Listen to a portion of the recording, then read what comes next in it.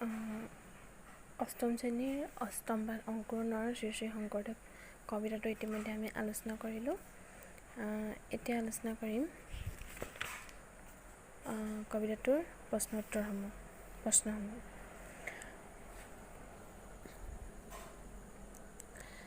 এক নম্বৰ প্ৰশ্নটো হৈছে কবিতাটো শুদ্ধকৈ লয় আৰু ছন্দ ৰক্ষা কৰি পঢ়া। কবিতাটো ইতিমধ্যে লয় আৰু ছন্দ ৰক্ষা কৰি পঢ়া হ'ল। দ্বিতীয়টো হৈছে কবিতাটো একক আৰু দলীয়ভাৱে আবৃত্তি কৰা। শ্ৰেণীকোঠাত ছাত্ৰ ছাত্ৰীসকলে কবিতাটো একক আৰু দলীয়ভাৱে আবৃত্তি কৰিব পাৰিব। তৃতীয়টো হৈছে উত্তৰ দিয়া। কবিয়ে ধ্যানমগ্ন যোগী বুলি কাক কৈছে? উত্তৰসমূহ মই এনেদৰে বহি লিখি লৈছিলোঁ। কবিয়ে ধ্যানমগ্ন যোগী বুলি মহাপুৰুষ শ্ৰী শ্ৰী শংকৰদেৱক কৈছে। দ্বিতীয় প্ৰশ্নটো হৈছে কবিয়ে কিহেৰে ভূমি পবিত্ৰ কৰাৰ কথা কৈছে? গুৰুজনাৰ আবিৰ্ভাৱ আৰু জ্ঞানৰ পবিত্ৰ বিচৰণেৰে কবিয়ে ভূমি পবিত্ৰ কৰাৰ কথা কৈছে। কবি কাননত কি বজোৱাৰ কথা কৈছে? কবি কাননত বীণা বজোৱাৰ কথা কৈছে।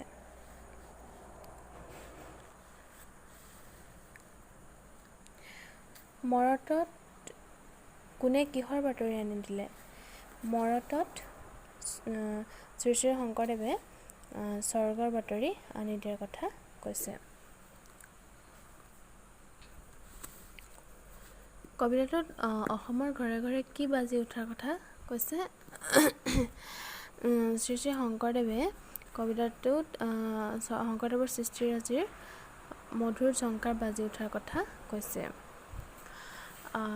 চতুৰ্থ প্ৰশ্নটো হৈছে কবিতাটোৰ মূল কথাখিনি গদ্যৰে লিখা।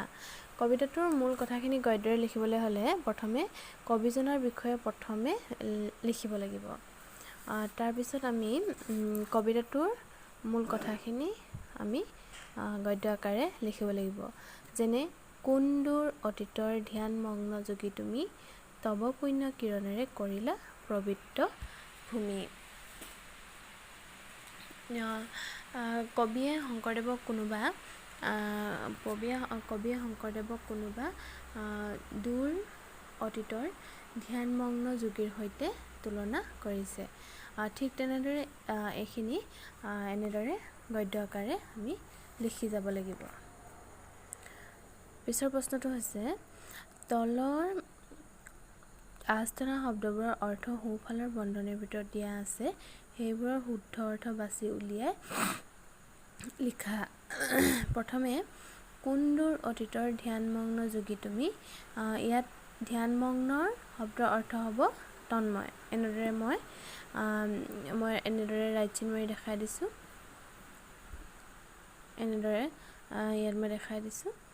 দ্বিতীয়তে হৈছে গোটেই অসম ভূমি বিস্তৃত জীৱনী যাৰ, ইয়াত বিস্তৃত শব্দৰ অৰ্থ হৈছে বিয়পি পৰা। পিছৰ প্ৰশ্নটো হৈছে তোমাৰ গৰিমা গীতি হৃদয়ে হৃদয়ে বাজে, ইয়াত গৰিমাৰ শব্দৰ অৰ্থ কি? ইয়াত এতিয়া গৰিমাৰ শব্দৰ অৰ্থ হ'ব যশস্যা। শেষৰ প্ৰশ্নটো হৈছে স্বৰ্গৰ বাতৰি আনি দিলা দেৱ মৰতত, ইয়াত মৰতৰ শব্দৰ অৰ্থ হ'ব পৃথিৱী। বাক্য ৰচনা কৰা। পবিত্ৰ, কৰ্মবীৰ, সদাচাৰ, ৰীতি নীতি, মৰদ, মধুৰ। ইয়াত এই শব্দকেইটাৰে বাক্য ৰচনা কৰিব কৈছে। বাক্য ৰচনা কৰিবলৈ হ'লে আমি যেনে পবিত্ৰ, কামাখ্যা মন্দিৰ এখন পবিত্ৰ ঠাই, বা নামঘৰ মন্দিৰলৈ গ'লে আমাৰ মনটো পবিত্ৰ লাগে। ইয়াত আমি পবিত্ৰ তলত আঁচ টানিব লাগিব। বাক্য ৰচনা কৰোঁতে আমি আঁচটো টানি দেখাব লাগিব যে ইয়াত শব্দটো বাক্যটোত সোমাই গৈছে। ঠিক তেনেদৰে কৰ্মবীৰ, সদাচাৰ, ৰীতি নীতি এইসমূহৰ বাক্য ৰচনা কৰিব লাগিব। পিছৰ প্ৰশ্নটো হৈছে কবিতাটোৰ পৰা শব্দ আনি খালী ঠাই পূৰ কৰা। ইয়াত কবিতাটোৰ পৰা শব্দসমূহ আনি খালী জেগাত সুমিয়াব কৈছে, পূৰ কৰিব কৈছে। যেনে মধুৰ ঝংকাৰ, ইয়াত কবিতাটোত থকা যেনে শব্দবিলাক বিচাৰিব লাগিব। এইটো মধুৰ ঝংকাৰ, খালী ঠাইত ঝংকাৰ বহাব লাগিব। ঠিক তেনেদৰে মই এনেকৈ বহাই দিছোঁ। এইদৰে তাৰ গভীৰ উদাৰ সুৰে আজিও উঠিছে বাজি তন্ময়ৰ ঘৰে ঘৰে, যি বানক সুৰেৰেই প্ৰেম ধাৰা অসীম সাধনা বলে নমালা স্বৰ্গৰ পৰা। এনেদৰে খালী ঠাই পূৰ কৰিবলৈ কৈছে। পিছৰ প্ৰশ্নটো হৈছে প্ৰসংগ সংগতি দৰ্শাই ব্যাখ্যা কৰা। নিৰলে বজাই বিনা কোন কবি কাননত স্বৰ্গৰ বাতৰি আনি দিলা দেৱ মৰতত। ব্যাখ্যা কৰিবলৈ হ'লে এনেদৰে উক্ত কথাখিনি লিখি ল'ব লাগিব। প্ৰথমে উক্ত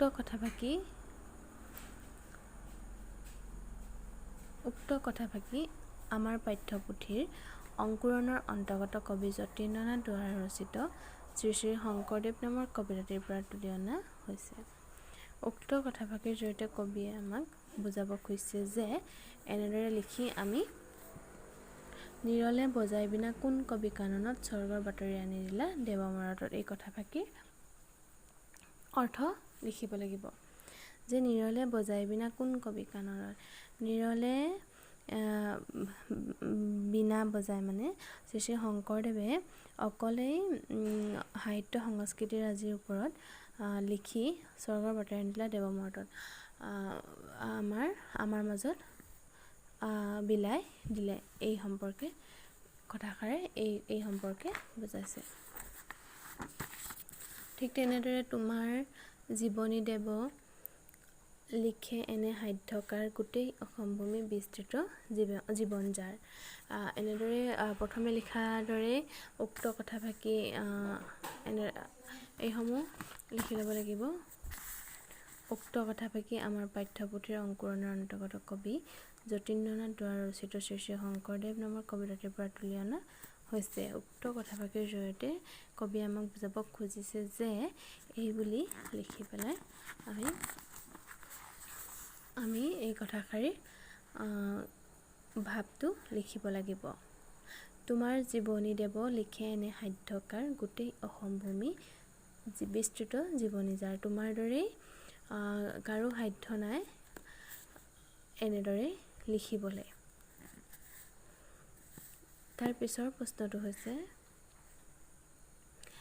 শেষৰ ধ্বনি মিল থকা শব্দবোৰ কবিতাটোৰ পৰা বাছি উলিয়াই লিখা।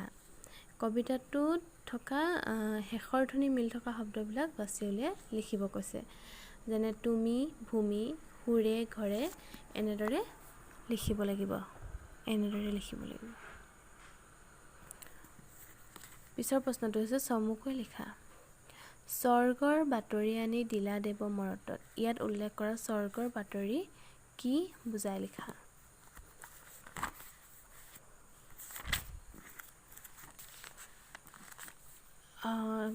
এই প্ৰশ্নটোৰ উত্তৰ মই এনেদৰে লিখিছিলোঁ।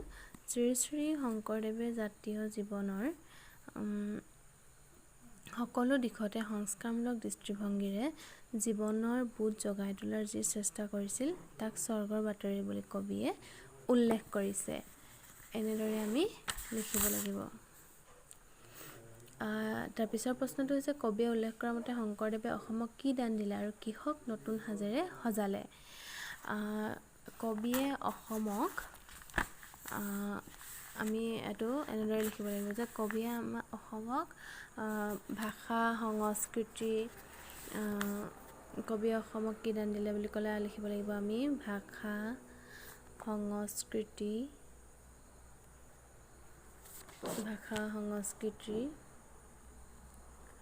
ৰীতি নীতি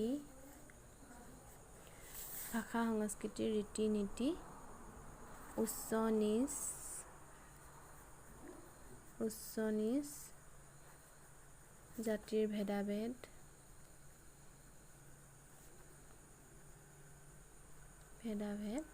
আদি এইসমূহ কবিয়ে আমাক দান দি থৈ গৈছে। এনেদৰে আমি পিছৰ প্ৰশ্নকেইটা কৰিব লাগিব। তাৰ পিছৰ প্ৰশ্নটো হৈছে তলত দিয়া শব্দসমূহৰ সমাৰ্থক শব্দ পাঠৰ পৰা বাছি উলিয়াই লিখা। পাঠত দিয়া সমাৰ্থক শব্দসমূহ বাছি লিখিব লাগিব। মই এনেদৰে লিখি দিছিলোঁ, পৃথিৱীৰ মৰত মৰম প্ৰেম, সন্ন্যাসী যোগী অন্তৰ হৃদয় ইত্যাদি এনেদৰে লিখিব লাগিব। বাগিচা কানন গংগা এনেদৰে লিখিব লাগিব। তাৰপিছৰ প্ৰশ্নটো হৈছে তলত দিয়া শব্দসমূহৰ বিপৰীত অৰ্থ বুজোৱা শব্দ লিখা। এই শব্দকেইটাৰ বিপৰীত অৰ্থ বুজোৱা শব্দ লিখিব কৈছে। যেনেদৰে অতীত ভৱিষ্যত, পবিত্ৰ অপবিত্ৰ, জীৱন মৰণ, অশেষ শেষ, প্ৰেম ঘৃণা, পুণ্য পাপ ইত্যাদি।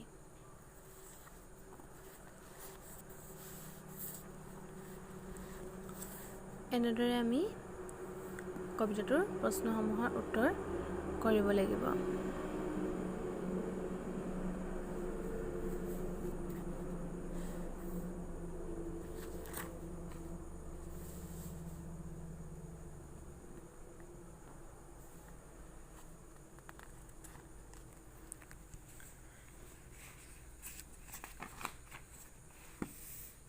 আমাৰ লেচনটো বৰ্তমান